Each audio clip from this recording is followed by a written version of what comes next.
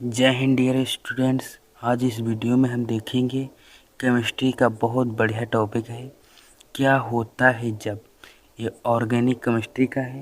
ये बहुत सारे बच्चे थे, इस पर कमेंट कर रहे थे कि क्या होता है जब, इस पर एक वीडियो बनाइए। तो हम आज उसी पर एक वीडियो बनाएंगे, जो क्या होता है जब। ये हेलो एल्केन तथा हेलो एरीन चैप्टर के जो कुछ महत्वपूर्ण रिएक्शन हैं, उनको हम आज इस वीडियो में देखेंगे। तो होता क्या है, क्या होता है जब, इस तरह से प्रश्न पूछेगा रिएक्शन में। तो उसमें कहेगा क्या होता है जब एथिल क्लोराइड को जलीय KOH के साथ गर्म करते हैं। यानी कि एथिल क्लोराइड को जब जलीय KOH के साथ गर्म करेंगे, यानी कि पोटेशियम हाइड्रोक्साइड के साथ जब गर्म करेंगे तो क्या होगा। तो हम एथिल क्लोराइड का सबसे पहले सूत्र लिखेंगे। तो एथिल क्लोराइड का जो सूत्र होता है C2H5, ये हो गया एथिल, और Cl ये हो गया क्लोराइड। अब प्लस हमें किसके साथ रिएक्शन करना है, KOH यानी पोटेशियम हाइड्रोक्साइड प्लस KOH। अब इससे हमें क्या प्राप्त होगा, हमें जो प्राप्त होगा C2H5OH एथेनॉल, यानी C2H5OH, ये हमें एथेनॉल मिलेगा। और बचेगा क्या, KCl यानी कि पोटेशियम क्लोराइड, KCl। इसमें आप लोगों को जो कुछ समझ में नहीं आ रहा होगा, जैसे प्लस का जो होता है वो माइनस की तरफ भागता है, और जो माइनस का होता है वो प्लस की तरफ भागता है। जो ये C2H5 है वो प्लस चार्ज है, प्लस है, और ये OH यानी हाइड्रोक्साइड है जो, ये माइनस है। तो ये देखिए, जब ये प्लस है तो ये माइनस की तरफ आएगा। और Cl यानी क्लोरीन और पोटेशियम, क्लोरीन पर माइनस चार्ज होता है, माइनस होता है, और पोटेशियम पर होता है वो प्लस होता है। तो इसीलिए जब ये इस तरफ आएगा तो ये प्लस है और ये माइनस, तो इसी तरफ ये रिएक्शन बनेगा। अब नेक्स्ट रिएक्शन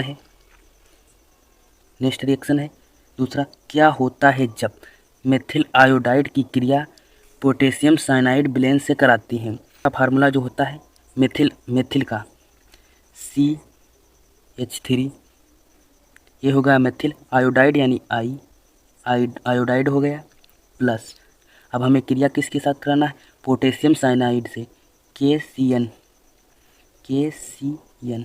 से हमें क्रिया कराना है। तो इसमें हमें क्या प्राप्त होगा, जो हमारा CH3 प्लस है, और जो CN है यानी साइनाइड ये माइनस है।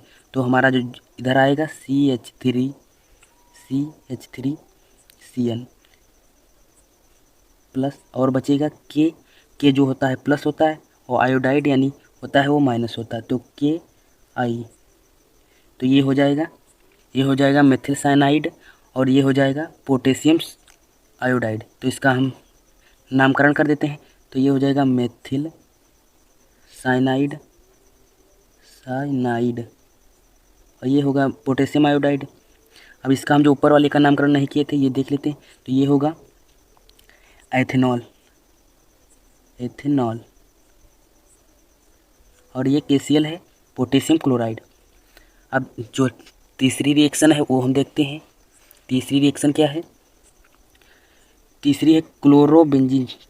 क्या होता है जब, तो क्या होता है जब क्लोरोबेंजीन की क्रिया क्षार से कराते हैं, और उसमें तापमान यानी दे रखा है 623 केल्विन तथा 300 ATM दाब। तो ये क्या होगा, जब क्लोरोबेंजीन का हम स्ट्रक्चर बनाएंगे। तो क्लोरोबेंजीन का स्ट्रक्चर कैसे बनता है, तो हम पहले बेंजीन का स्ट्रक्चर बनाएंगे। बेंजीन का स्ट्रक्चर हम ये जो हम सूत्र लिख रहे हैं, इसका जो हमने एक अलग से वीडियो बनाया है, उसमें हमने कुछ इम्पोर्टेंट सूत्र का जो हमने वीडियो बनाया था वो आप जाकर देख लीजिएगा। ये हो जाएगा हमारा बेंजीन, और इसके ऊपर जोड़ देंगे तो हो जाएगा एक क्लोरो। हमें प्लस जो क्रिया करानी है, कोई क्षार ले लेंगे। तो हम यहाँ पर एक क्षार ले लेते हैं NaOH। अब इसकी क्रिया हम कराते हैं, तो हम इधर जो बनेगा यही बेंजीन बनेगा, बेंजीन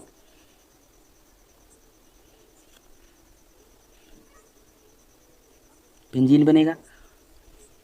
और ये जो इधर का OH है, OH ऊपर जुड़ जाएगा, OH, OH ऊपर जुड़ जाएगा और जो बचेगा प्लस ये जो बनेगा फिनाल बनेगा, और ये जो हमारा NaCl बच जाएगा, यानी कि NaCl ये बच जाएगा और इसका जो नाम होगा फिनाल, ये हो जाएगा फिनाल, ये फिनाल हो जाएगा। ये सोडियम क्लोराइड NaCl, और ये जो हमारी है बेंजीन, क्लोरोबेंजीन, क्लोरोबेंजीन है ये हमारी क्लोरोबेंजीन है। ये NaOH, जो हमारी क्रिया हुई है क्लोरोबेंजीन की क्रिया जब क्षार से कराते हैं तो ये जो हमारी क्रिया हुई है 623 केल्विन ताप पर हुई है, 623 केल्विन और 300 ATM दाब, यानी वायुमंडलीय दाब, ATM। हमारी जो लास्ट रिएक्शन है वो चौथी है। हम आज इस वीडियो में सिर्फ 4 ही रिएक्शन देखेंगे, जो 4 महत्वपूर्ण रिएक्शन हैं जो बोर्ड एग्जाम में फ़िलहाल के लिए इसमें से 1-2 जरूर आएंगी। तो हम जो चौथी रिएक्शन है इसमें क्या होता है जब शुष्क ईथर की उपस्थिति में ब्रोमोबेंजीन की क्रिया Mg यानी मैग्नीशियम से कराते हैं। तो शुष्क ईथर की उपस्थिति में पहले हम बेंजीन बनाएंगे, तो बेंजीन बना लेते हैं। ये बेंजीन हमें षटकोण की तरीके से होती है, ये बेंजीन हो जाएगी और इसमें है क्या Br, यानी कि ब्रोमोबेंजीन। ब्रोमोबेंजीन यहाँ पर अगर इसमें था क्लोरोबेंजीन, इसमें है ब्रोमोबेंजीन, तो इसमें Br जोड़ेंगे। यहाँ पर और कुछ होता तो और कुछ जोड़ लेते, तो यहाँ पर ब्रोमो है यानी Br जोड़ेंगे, प्लस जो हमें क्रिया करानी है किसके साथ, प्लस हमें जो क्रिया करानी है Mg यानी मैग्नीशियम के साथ। मैग्नीशियम के साथ जब क्रिया कराएंगे तो हमें क्या प्राप्त, पहले हम जो आएगी हमारी ये बेंजीन आएगी, पहले बेंजीन